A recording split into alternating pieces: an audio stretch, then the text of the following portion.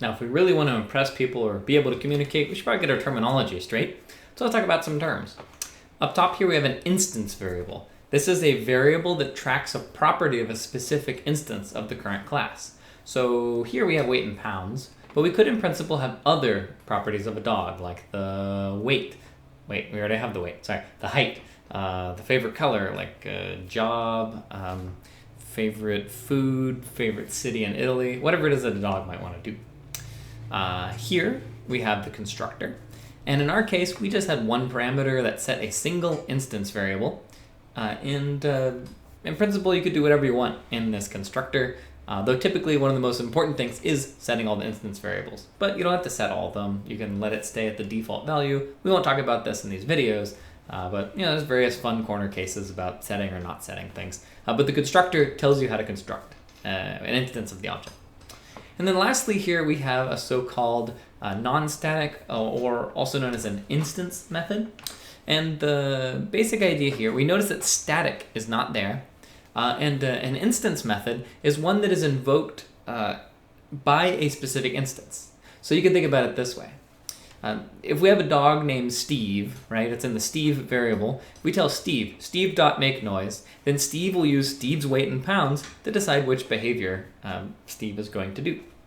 So roughly speaking, if when you're reading the method, you can say, if my weight is less than 10, then yip, and so forth, then that means it's a method that is non-static. And in fact, if you need to use any of my instance variables, if you have the static keyword, it'll get confused, and it'll say you cannot access an instance variable from a static context. So that's and we'll get a more nuanced view of that in the next little section of these videos. So a little more terminology. When we did our dog launching, we had a pretty simple dog launching procedure. Where do we go? If we look at it, oh no. We look at our dog launching procedure. It was very simple. We create a dog and have it make noise. But we could have a more complicated situation. So here's a little more detailed terminology. On this first line, we have the declaration of a dog variable. We say there's a dog variable called small dog, but at this point we haven't actually created any kind of dog at all. There's been no instantiation. There's just a place that a dog could go.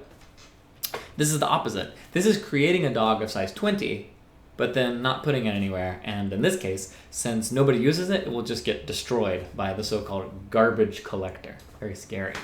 But we'll cover that stuff later. And for now, you can just know that if you instantiate dogs, they'll be destroyed by some kind of ruthless garbage collector. Now, if you want to avoid losing your dog, you want to put it somewhere. So in this case, this line of code instantiates a dog and then assigns it to an already declared variable. So this is instantiation and assignment, though often what you'll do is you'll do all three. I declare there is a variable named huge dog. We instantiate it, and then we assign that new dog to the huge dog variable. And then here we have a couple of so-called invocations. So here I'm saying, huge dog, I would like you to invoke your make noise method. And this dot you can think of as meaning a member of, right? So it belongs to this class. And so as far as terminology goes, that's all we need for now. And we'll move towards looking at a little more in-depth picture of what static means. But first, one more thing.